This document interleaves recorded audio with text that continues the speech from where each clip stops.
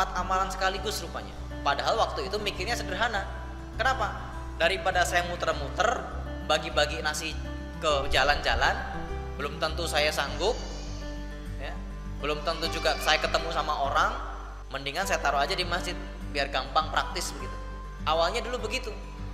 Rupanya setelah saya pelajari, secara tidak sengaja saya melakukan 4 amalan sekaligus. Yang ini menjadikan si Jum itu jadi amalan yang punya 4 keutamaan. Pertama, sedekah di hari Jumat. Kata Rasulullah, sebaik-baik sedekah adalah di hari Jumat. Yang kedua, kita sedekah ke tamunya Allah. Siapa? Orang yang habis sholat Jumat. Nah, ini jadi jawaban buat yang selama ini bertanya, kenapa si Jum di masjid? Sementara di masjid itu tidak semuanya orang miskin, ada orang kaya, ada orang mampu. Kenapa disedekain nasi? Nah, ini jawabannya. Bapak Ibu, kita tidak sedang zakat. Kalau zakat itu wajib ke yatim, fakir, miskin, gharib, ibnu sabil, amil, dan seterusnya. Zakat ada aturannya. Tapi kalau sedekah boleh kepada siapa saja, bahkan termasuk pada orang kaya sekalipun. Kalau nggak percaya, coba ketika Bapak Ibu umroh dan haji di Mekah, di Masjid Nabawi mau di Masjidil Haram, banyak nggak orang yang bagi-bagi makanan? Banyak? Ya. Padahal yang berangkat umroh dan berangkat haji itu kira-kira orang berduit nggak? Minimal ada duitnya, Pak. Kenapa masih disedekain? Karena bukan maksud sedekah kepada orang miskinnya, tapi bermaksud bersedekah kepada tamunya Allah. Orang-orang yang bersedekah makanan di Masjidil Haram, di Masjid Nabawi itu bukan sedang bersedekah kepada orang miskin saja, tetapi mereka ingin memuliakan tamunya Allah. Sama, si Jum itu kenapa dibagi di masjid? Karena ingin memuliakan tamunya Allah, supaya tamunya Allah itu senang di masjid, nyaman di masjid. Karena kita ini sudah mulai bergeser, Pak, masjid ini. Masjid ini fungsinya mulai bergeser. Jadi sekedar tempat sholat. Padahal harusnya masjid itu jadi pusatnya peradaban, tempat orang ngobrol, diskusi tentang solusi, diskusi tentang masalah masyarakat, diskusi tentang sosial. Orang kalau miskin, kelaparan datang kemana? Ke masjid cari makan. Orang nggak bisa bayar sekolah, datang kemana? Ke masjid. Orang butuh keadilan, datang kemana? Ke masjid. Orang butuh ilmu, datang kemana? Ke masjid. Harusnya begitu. Masjid jadi pusat peradaban. Nah, gimana jadi pusat peradaban kalau masjid tidak jadi tempat yang nyaman untuk nongkrong, untuk ngobrol? Nah, supaya nongkrong dan ngobrolnya enak, dikasih makanan, dikasih teh, kasih kopi, ya, biar ngobrol. Karena kata Rasulullah, tidak akan terjadi hari kiamat sebelum salam hanya berputar di kalangan orang-orang yang dikenal saja. Nah, selama ini itu yang terjadi, Pak. Bapak Ibu coba lihat, kalau Bapak Ibu ke mall, ibu-ibu misalnya, ibu-ibu jalan ke mall, ngelihat ada saudara muslim pakai jilbab, udah jelas-jelas pakai jilbab, disapa nggak pakai salam, assalamualaikum? Enggak. Ini membuktikan hadisnya Rasulullah bahwa sekarang salam itu hanya berputar di kalangan orang yang dikenal saja. Harapannya dengan wasilah makan si Jum, ngobrol bareng, jadi silaturahim.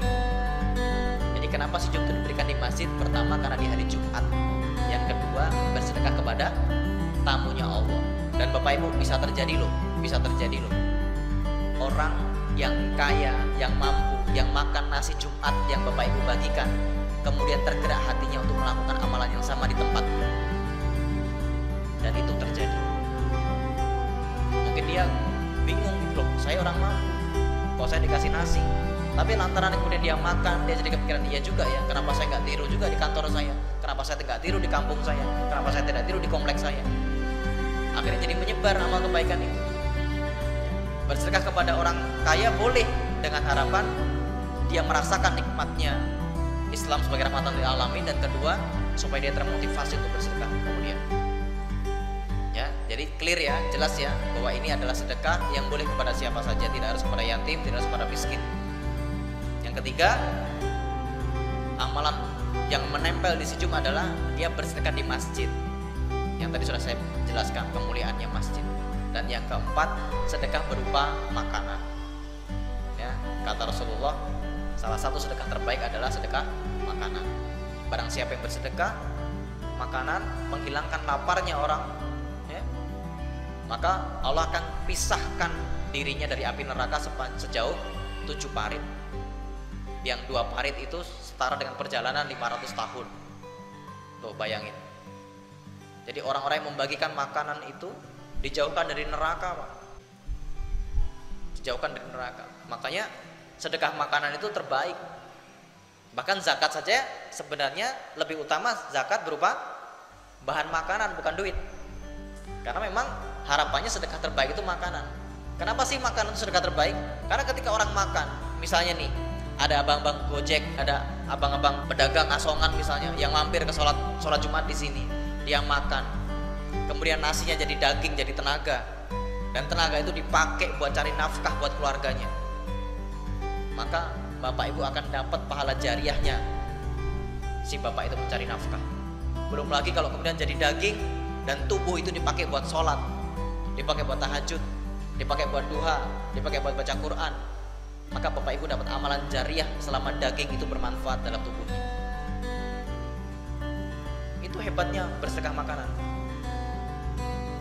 Maka amalan si Jum ini dibuat sesederhana mungkin supaya pertama tidak merepotkan, bapak ibu gak harus keliling-keliling bagi-bagi makanan di pinggir jalan. Dan rupanya secara tidak sengaja tadi saya temukan ada 4 keutamaan yang menempel di si Jum. Maka ibaratnya seolah-olah kita punya 1 peluru, sekali tembak 4 sasaran. Loh, kan enak tuh.